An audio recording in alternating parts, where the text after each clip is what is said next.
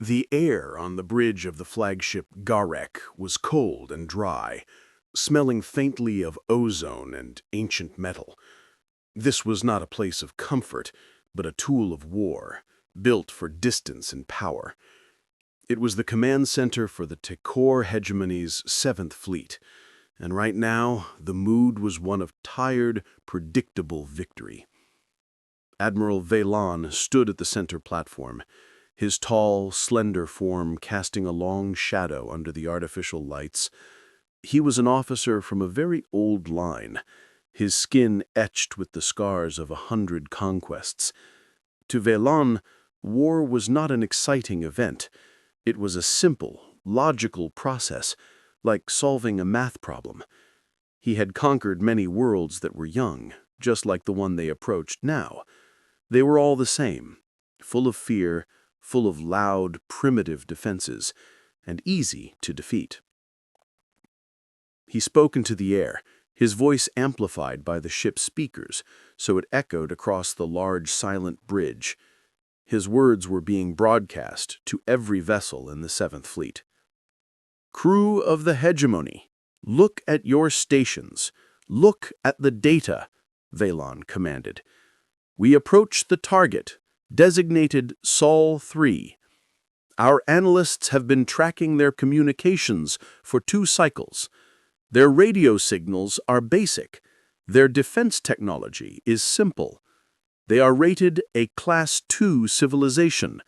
This means they are capable of space travel near their home star, but incapable of offering any meaningful resistance to the hegemony's strength." He paused, letting the statement sink in. The faces of his staff officers were impassive. They had heard this speech before. It was the beginning of every easy conquest.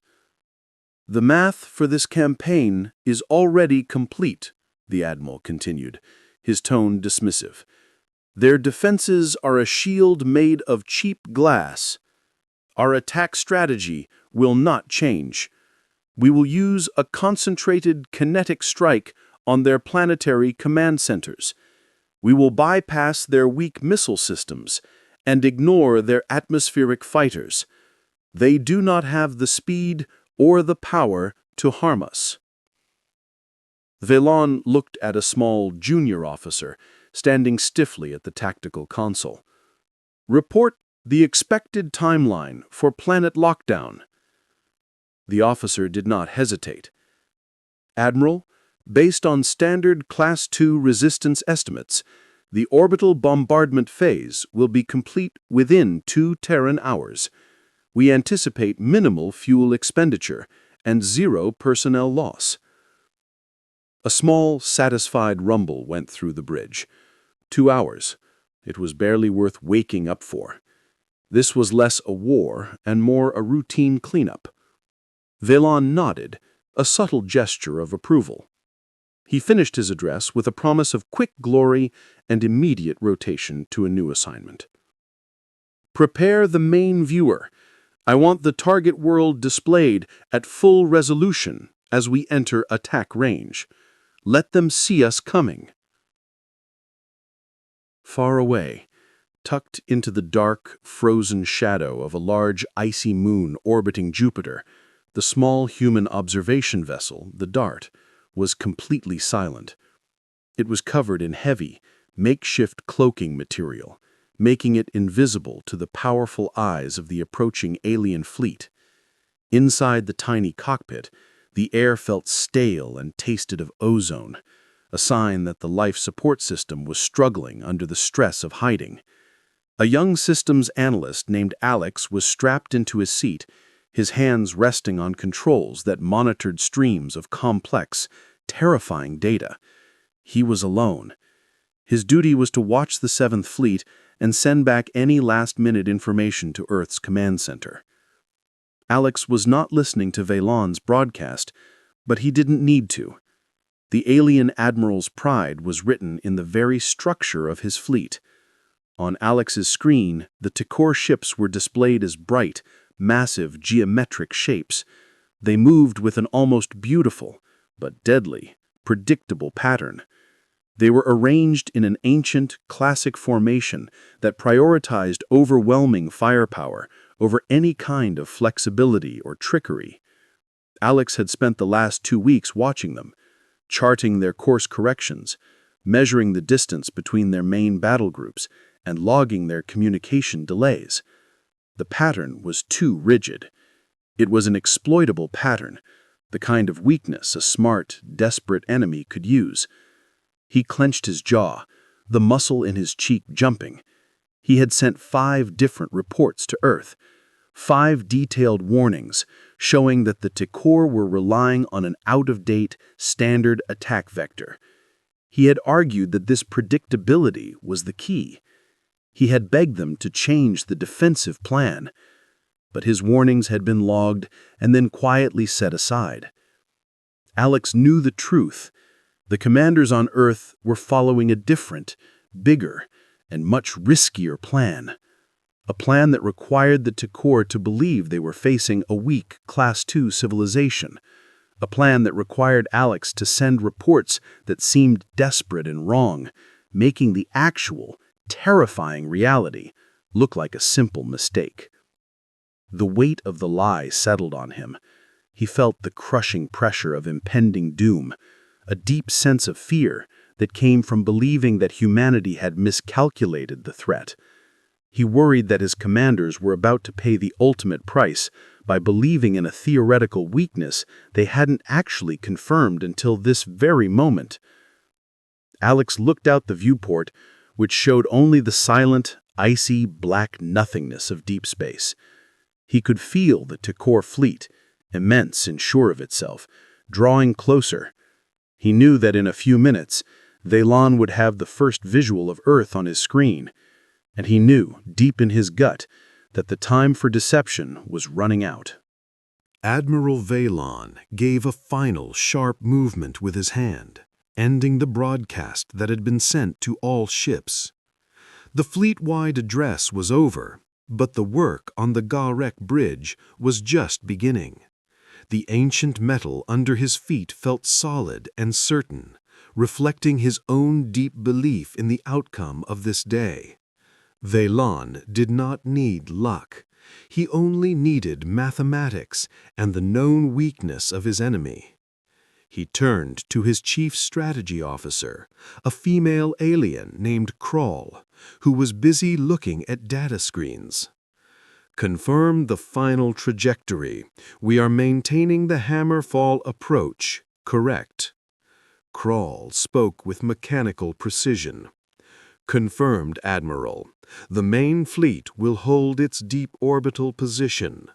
The heavy cruisers will initiate the bombardment sequence in 2 waves, focusing power on the planetary poles to disrupt magnetic defenses. The destroyers will hold a rigid shield perimeter. It is the most efficient and least wasteful path to conquest." Vaylon smiled, a cold, thin expression that did not reach his eyes. "Efficiency is victory. This Class II civilization, these humans, expect an aggressive frontal attack. They believe their scattered, noisy satellites will deter us. They do not understand that we have already seen through their simplest moves." He knew every detail of his simple but powerful strategy. It was designed to shatter the enemy's will, not just their ships. The core idea was to show such overwhelming, concentrated power that resistance became logically impossible. Vaylon was not interested in fighting. He was interested in making the humans surrender before the real fighting could even begin. He stepped off the platform and walked toward the huge viewing pane that was still dark. This window would soon show the Earth. "Bring all systems to readiness. Arm all kinetic warheads. I want no delay once the target planet is in the firing zone. And bring the primary viewer to full operational resolution.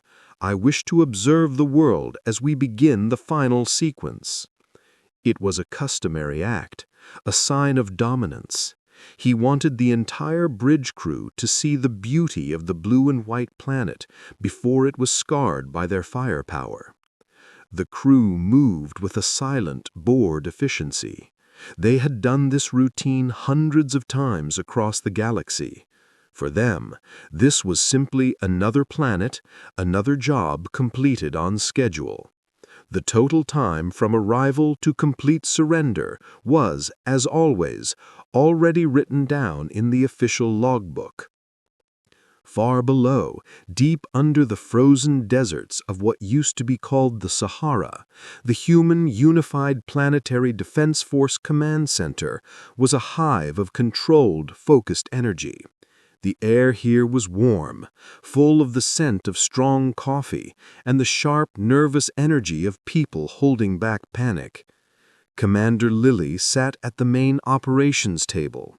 She was the one holding the line, the one in charge of the biggest, most risky deception humanity had ever attempted.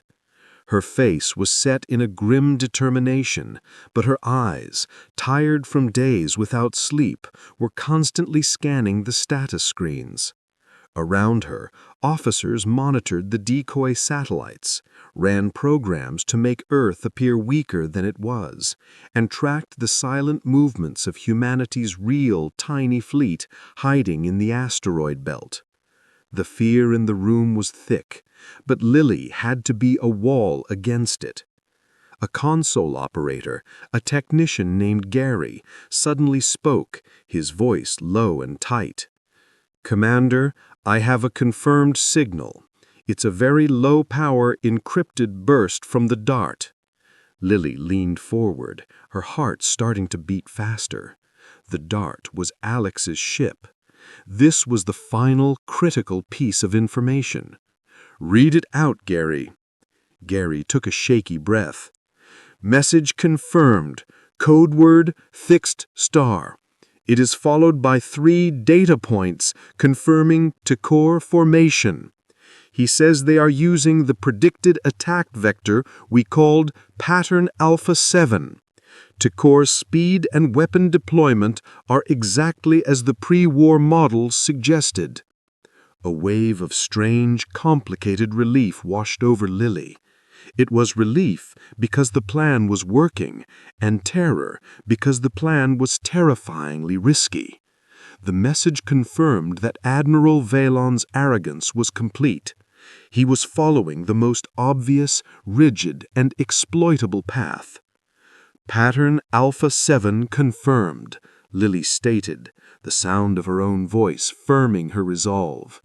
She glanced at the tactical display showing the Tikor's slow, massive approach. For 50 years, humanity had hidden its true strength, building specialized defenses and small, fast ships meant only to counter this single, predictable attack style. They had allowed the Tikor to see a Class II civilization, a primitive world making a lot of noise. They had let the enemy think they were weak. Lily allowed a small, cold smile. The high cost of this deception was about to be paid, but not by humanity.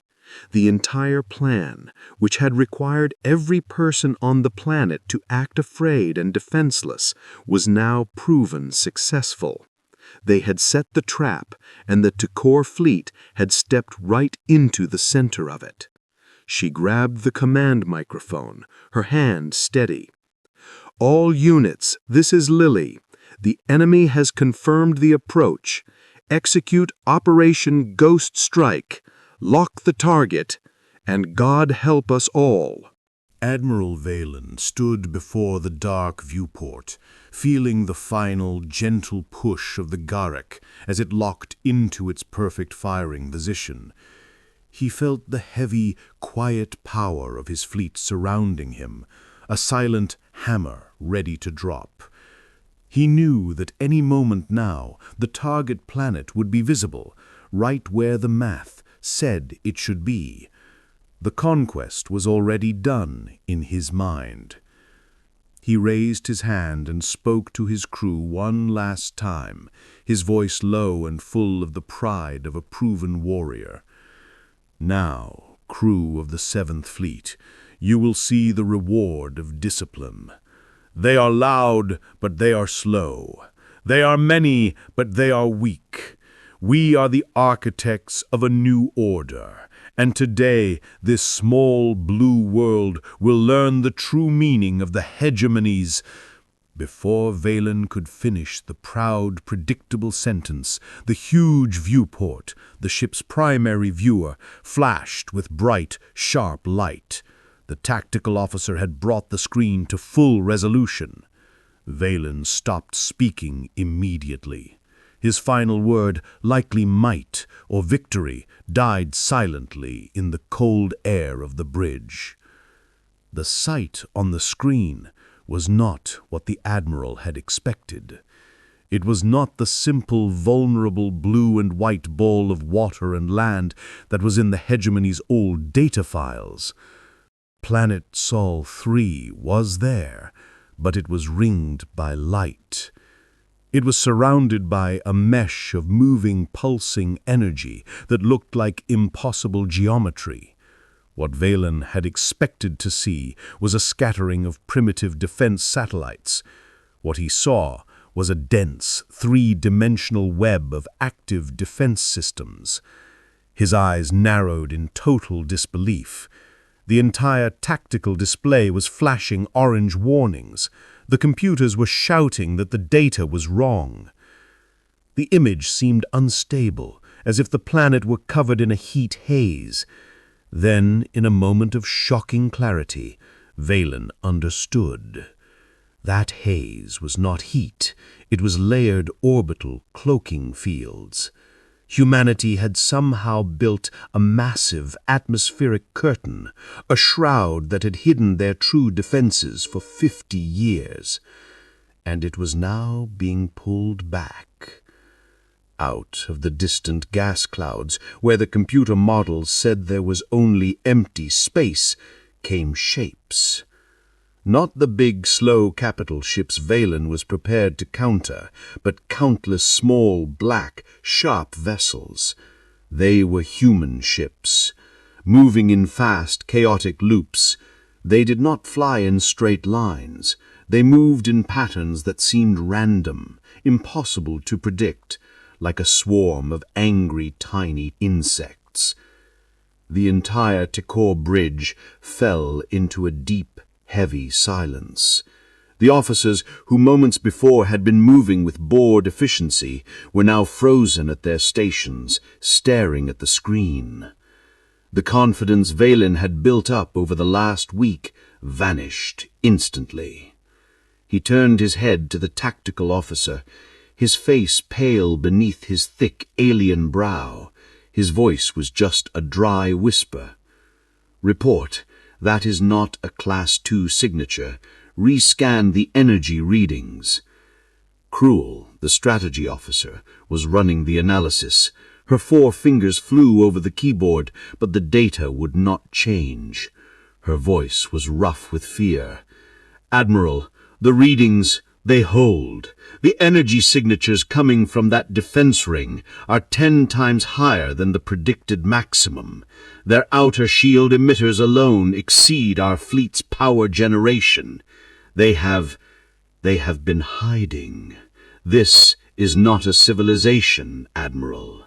It is a fortress world." The term fortress world was not supposed to be used for a newly discovered species. It was a term reserved for the most ancient, dangerous, and heavily armed centers of the galaxy. Valen felt a cold dread settle in his stomach. This was not the math he knew. This was not a simple conquest. This was a trap. He finally shouted the command that should have been given minutes ago. "All ships abandon the hammerfall pattern.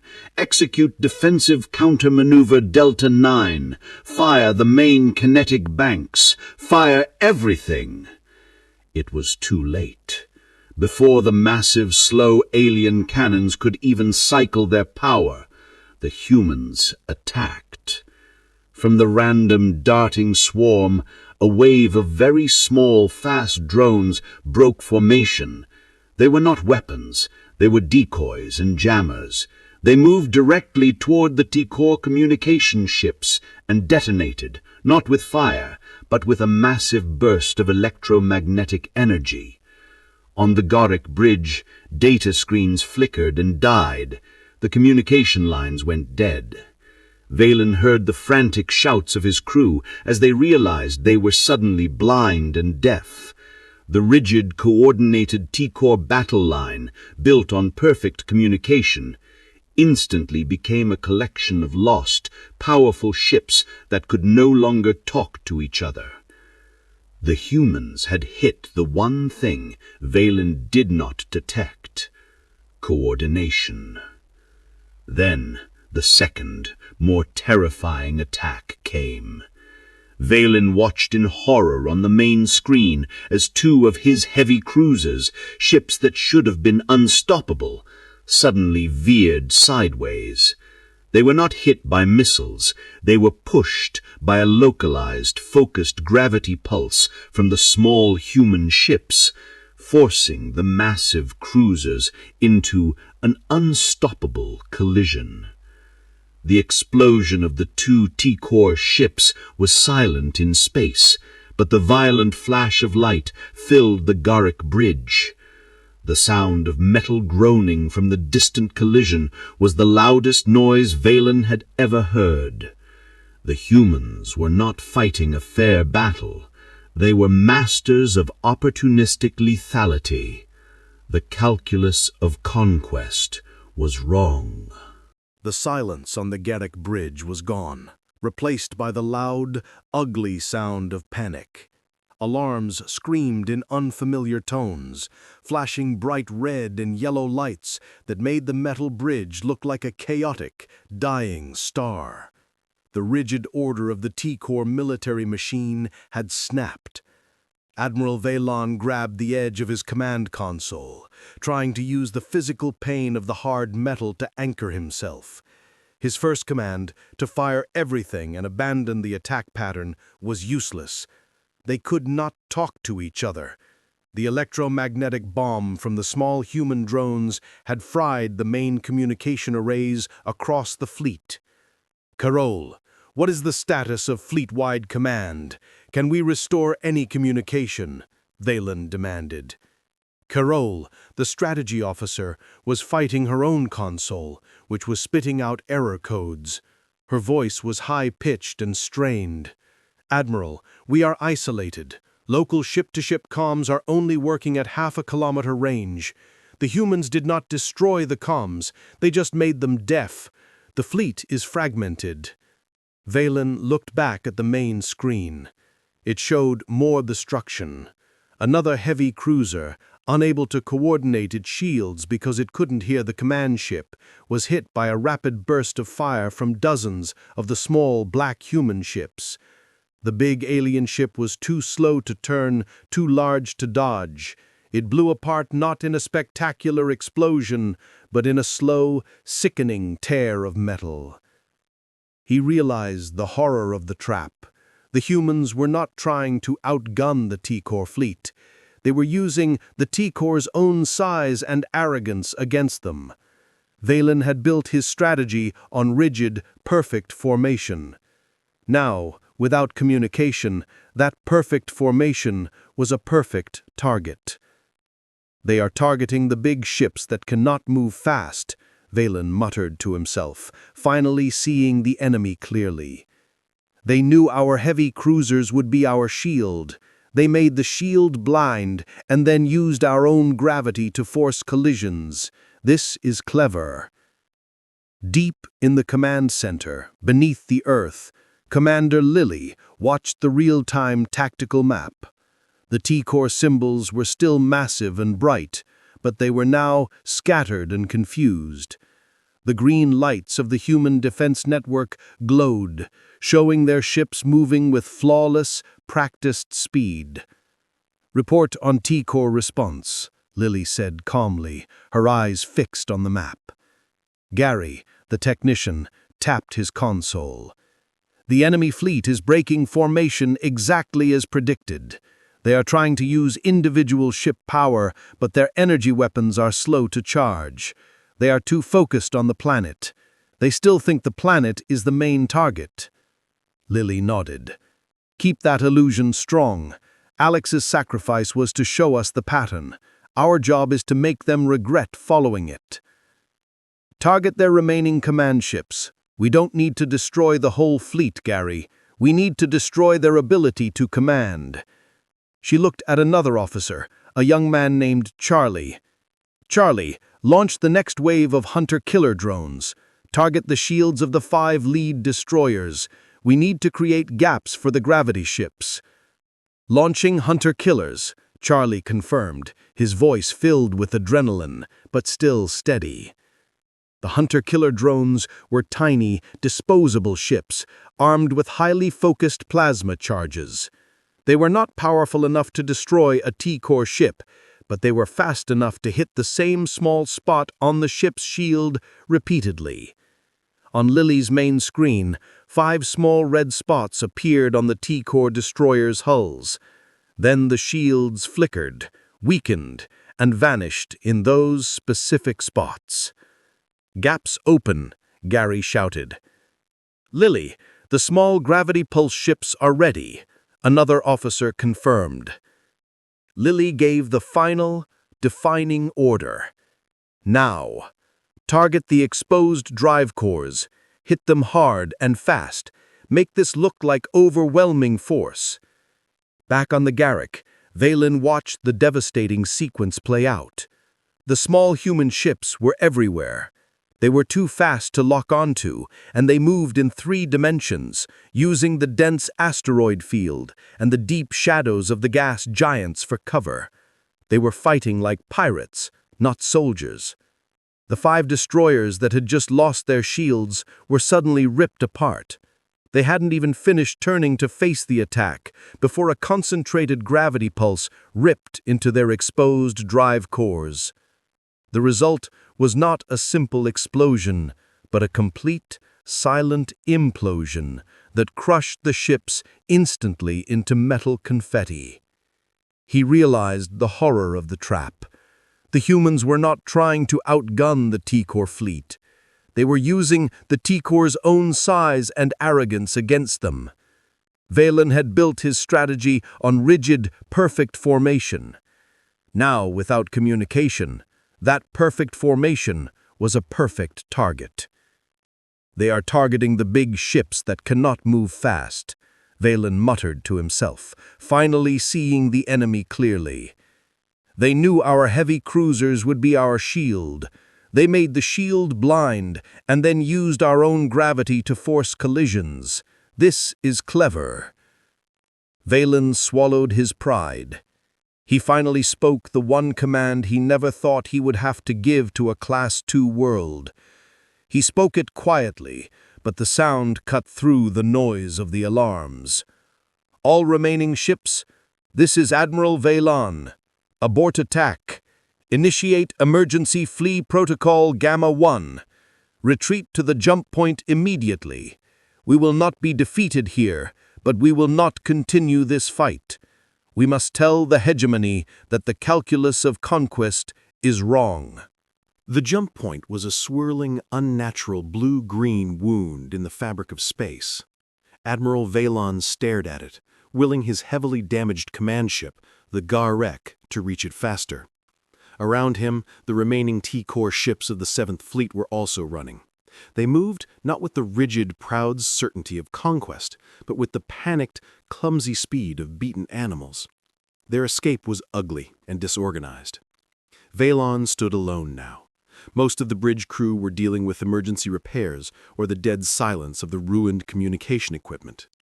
K-Roll had left to try to restore main power. The Admiral was holding a single small datapad. On it was the final, devastating tally. Almost 30% of his fleet was gone, not in a grand battle, but in a sudden, sharp, and perfectly executed ambush. The losses were mostly in the heaviest, most expensive ships, the ones Valen had placed his faith in. He looked back at the planet Earth, which was now just a bright, defiant blue sphere in the distance. The shimmering curtain of the human defense network was closing again, hiding the fortress world they had almost stumbled into. Vaylon closed his eyes. The humans had not just won a battle, they had stolen the hegemony's pride. They had studied every weakness in the T-Core doctrine and built a weapon against that weakness: speed, deception, and the focused use of gravity. They were not fighters, they were engineers of war. He knew what his report must say. It would mean the end of his career, perhaps worse. But the hegemony needed the truth. He started to dictate the report into the small pad. To the High Command, the assault on Sol 3 is aborted. The planet is not Class 2. It is a concealed, heavily armed fortress world. Their defense doctrine is based on exploiting size and disrupting communication. They use small, fast attack vectors and specialized kinetic weapons. They are not to be underestimated. The calculus of conquest must be rewritten. As the Garek finally slipped into the safety of the jump point, Vaylon felt a deep, chilling respect for the species he had tried to crush. They had let him believe he was smart right up until the moment they showed him he was dead wrong. Far below the Earth's surface, in the command center, the chaos had faded into a quiet, profound exhaustion. The alarms were silenced. The red lights were replaced by the calming green of systems going into standby. Commander Lily slumped into her chair, the adrenaline draining out of her body, leaving her weak. "Gary, confirmed T-Core jump point closure," she ordered, her voice raspy. "Confirmed, Commander. They're gone. All remaining enemy signatures are fading." They ran. A wave of cheers broke out across the control room, quiet at first, then growing into a great collective roar of relief. The officers hugged each other, tears mixing with the sweat and exhaustion of the past week. Humanity had faced the great enemy and survived the first punch. Lily let herself smile for just a moment, but then her face became serious again. What about Alex and the Dart? Was the tracking signal restored? Charlie shook his head, looking down at his console. "No, Commander. The last confirmed signal was before the E-bomb detonation. The Dart went silent. He followed his protocol perfectly, but we can't find him now. He's out there somewhere, but we can't see him through the defense field." The victory was not complete without their scout. Alex had given them the single piece of data they needed to win, but he was lost in the vast, cold darkness between Earth and the asteroid field. Lily stood up. The celebration would have to wait. Start the search and rescue pattern. Silent ships only. Use the deepest sensor nets. We owe him everything. She walked to the large central screen, which now showed a peaceful blue Earth, ringed by the subtle protective gleam of the cloaking field. The 50-year-long act of being weak was over. The universe now knew that humanity was not easy to conquer. Lily took the official log microphone. "Log entry. The 7th Fleet of the T-Core hegemony has been repelled. We successfully executed Operation Ghost Strike. The cost was heavy, but necessary. The Earth is secured. We have earned ourselves time." She paused, considering the full weight of the day. The T-Core would come back, stronger and smarter, but they would never again make the mistake of underestimating humanity. "We showed them," Lily finished, her voice strong and clear for the record, "that the most dangerous quality of any species is not its size or its power, but its patience and its willingness to fight dirty to survive."